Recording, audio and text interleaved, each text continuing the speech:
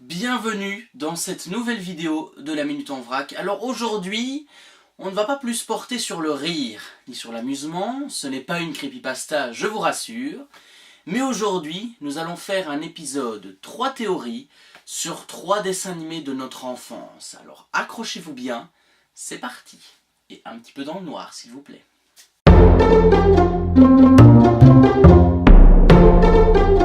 S'il y a bien un personnage qu'on a tous aimé regarder étant enfant, c'est bien sûr ce cher Will Coyote. Oui, vous le connaissez, et franchement, il y a 2 belles théories par rapport à ce personnage, mais on va les regrouper en une. Pour faire court, on sait donc que le dessin animé Bip Bip et Coyote est réalisé par un jeune homme appelé Chuck Jones, et Chuck Jones est la personne qui est quasiment en charge de tous les dessins animés des Looney Tunes. Et ce qui est assez intéressant dans le cas précis de cette vidéo, c'est que justement les créations de Chuck sont en partie quasiment toujours des duos, voire des rivaux. Et dedans on peut noter Bugs Bunny et Elmer le chasseur, Titi et Gros Minet, et aujourd'hui le J.O. Coucou et le Coyote. Bon, bien sûr, on connaît toutes les aventures de notre petit loup, mais dans ce dessin animé, on verra l'apparition du plus grand running gag de tous les temps, c'est-à-dire la société fictive Acme. Alors bien sûr, pour attraper donc Bip Bip, Will Coyote dispose de tout un tas de gadgets à la fois comiques, pas comiques, qui en logique doivent l'aider à attraper notre J.O. Coucou. Et comme Tom et Jerry, malheureusement, eh bien, il n'y arrivera jamais. Voilà, c'est dit comme ça, c'est fait. Mais une théorie émet des hypothèses sur le fait que Will Coyote ne puisse jamais attraper Bip Bip. La première petite théorie émet tout simplement que Will Coyote serait en quelque sorte un génie qui puisse s'exprimer avec de la parole et non avec des pancartes comme il essaye de nous le faire croire durant tous ces épisodes où il se fait vachement amocher. Et il faut bien l'avouer, car on le voit dans quelques-uns des épisodes, Coyote est un bricoleur né, il est capable d'utiliser à la perfection des objets qui sont quasiment sortis du futur, quoi. Je veux pas dire, mais quand même. Alors, autre théorie très intéressante, c'est quand on comprend que Coyote découvre toujours les capacités de Bip Bip, c'est-à-dire, les problèmes de mémoire. Alors accrochez-vous, parce que c'est pas la pire de cet épisode, mais la théorie voudrait qu'à chaque épisode, ce soit un coyote différent. Un coyote différent qui est là uniquement pour tester les produits Acme, de leur efficacité en gros. Alors évidemment, c'est une énorme société fictive, Acme, que l'on découvre dans le film des Looney Tunes, qui invente parfois 1001 gadgets, qui peuvent être utiles, certes, et parfois ils ne le sont pas.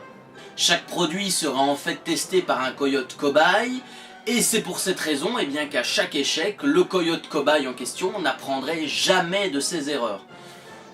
Vous avez dit que c'était la réflexion, cette théorie, voilà, à cause de vous j'en perds mes mots.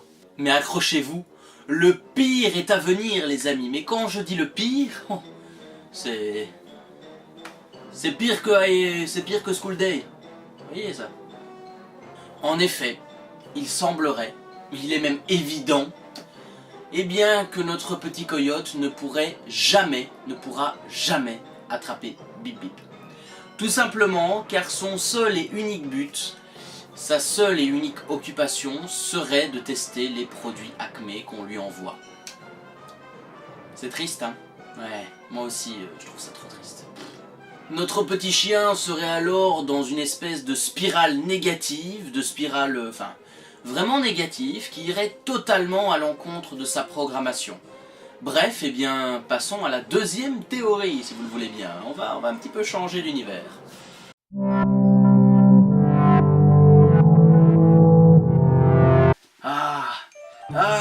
Dexter, j'adorais ce dessin animé quand j'étais gosse. Eh oui, ce petit roux là, ce petit rouquin qui possède un QI de génie. Oh. Eh ouais les gars. Eh ouais, je ne dirai rien parce que c'est une méchante blague. Mais moi j'aime bien les roux. Et justement, ce petit rouquin là, ce petit roux a de quoi rendre jaloux tous les enfants de la planète. Tous les enfants de la planète, parce qu'il possède un laboratoire gigantesque sous sa chambre. Il possède des ressources illimitées pour tout inventer, que ça soit des robots, des machines à voyager dans le temps, etc., etc., etc. Mais justement, cette enfance belle, magnifique, serait totalement démolie par une certaine théorie. Oui, puisque pour beaucoup de gens, Dexter souffrirait du syndrome d'Asperger. Je ne sais pas si je le dis bien, mais je m'en fiche. Et justement, cette théorie, elle n'est pas si conne que ça quand on la regarde via le personnage.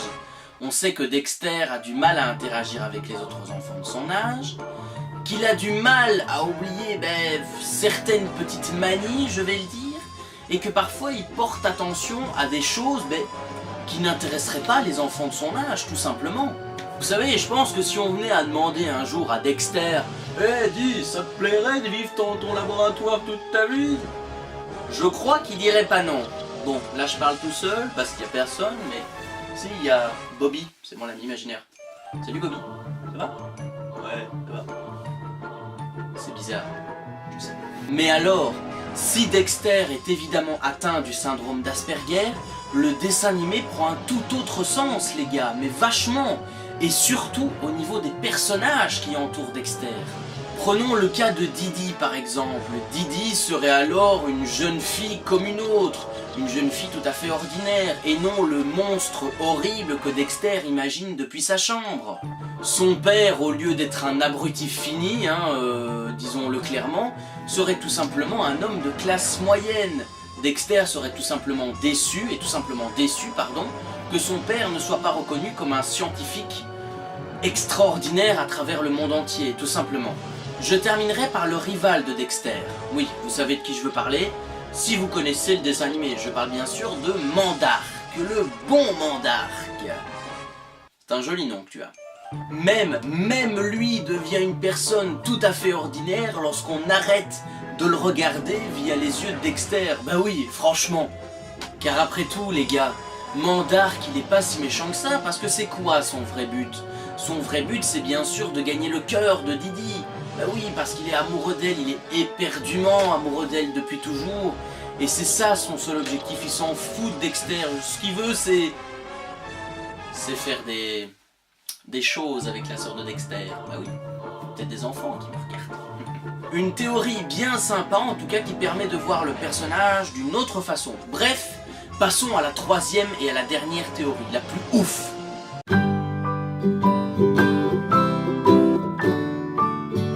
Comme promis, la troisième théorie sera la plus géniale, la plus spéciale, la plus ouf. Bref, on va parler des Super Nanas.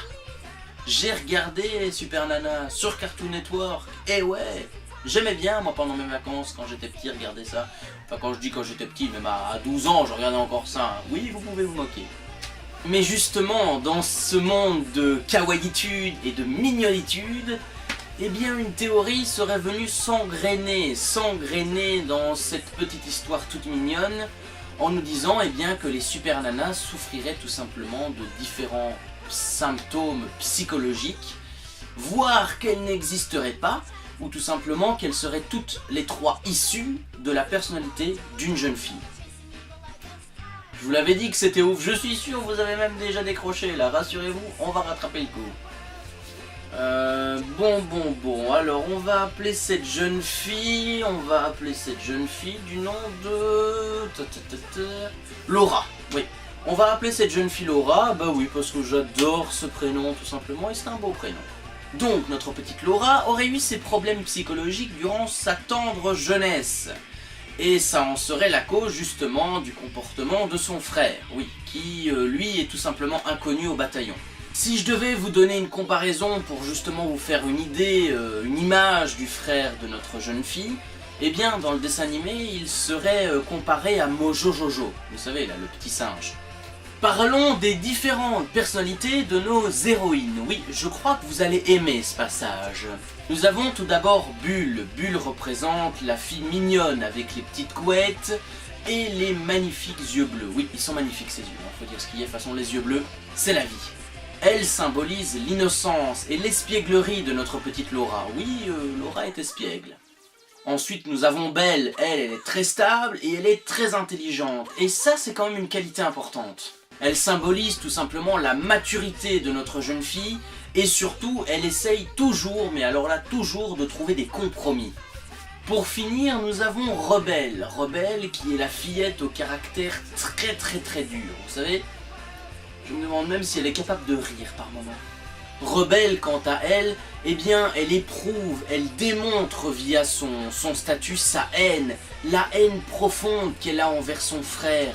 Mais malgré tout, elle a quand même une grande affection pour ses deux autres camarades. Et ça, c'est un point également important. Donc, pour bien que vous compreniez et pour que ça soit un petit peu clair dans votre caboche, eh bien, Belle, Bulle et Rebelle seraient toutes les trois issues de la personnalité de Laura. On appelle ça un manque de personnalité, ou tout simplement qu'il n'y en a plus. Alors, justement, revenons sur Mojo Jojo, qui lui serait tout simplement la représentation du frère maléfique de notre jeune fille. Enfin, maléfique est un grand mot, mais vous m'avez compris. Alors, dans le dessin animé, Mojo Jojo est représenté comme un singe noir, possédant un étrange casque au-dessus de la tête, où l'on peut apercevoir à l'intérieur son cerveau. Ouais, c'est très beau. C'est très beau, un cerveau. Ouais, franchement, magnifique. D'ailleurs, ce méchant est tout simplement une création du professeur Utomium, comme les Super Nanas. Elles ont été créées par accident, mais par le professeur. Ils ont donc un créateur commun. Alors, vous pouvez dire tout ce que vous voulez, mais les filles et le singe sont liés. Ils sont liés par la création, et surtout, si vous regardez bien, dans l'animé, ils se battent sans arrêt. Alors ça, c'est tout simplement une représentation post-traumatique de Laura, qui durant son enfance a été tout le temps attaquée par son grand frère, voilà. Puis par la suite, Mojo Jojo dira qu'il est complètement jaloux. Il est jaloux de l'amour que le professeur a pour ses trois filles. Et ça, ben, c'est tout à fait clair. Ça veut dire que si notre jeune fille a été attaquée durant son enfance par son frère, c'est dû justement à sa jalousie maladive. Et oui, franchement, même si au début je trouvais cette théorie compliquée, ça commence à devenir un petit peu plus clair. Mais c'est toujours un petit peu compliqué. Enfin, voilà.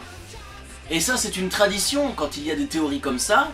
Mais il faut savoir, donc, en contrepartie, que tous les méchants que l'on peut voir dans les Super Nanas seraient tout simplement dus à des hallucinations de notre petite Laura. T'as une sacrée imagination, ma fille, quand même, hein. Waouh. Faudra que tu me donnes le nom de ton fournisseur, parce que c'est de la forte.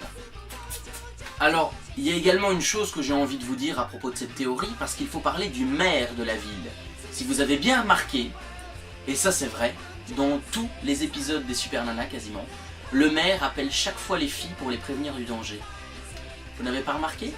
Alors justement, tous ces appels, tous les appels que le maire s'amuse à passer, seraient en fait une manifestation, la manifestation un petit peu de peur que Laura ressent quand son frère est à proximité, parce qu'on sait que généralement quand le maire appelle, Mojo Jojo n'est jamais loin, même si parfois ce n'est pas toujours lui, mais il n'est jamais loin.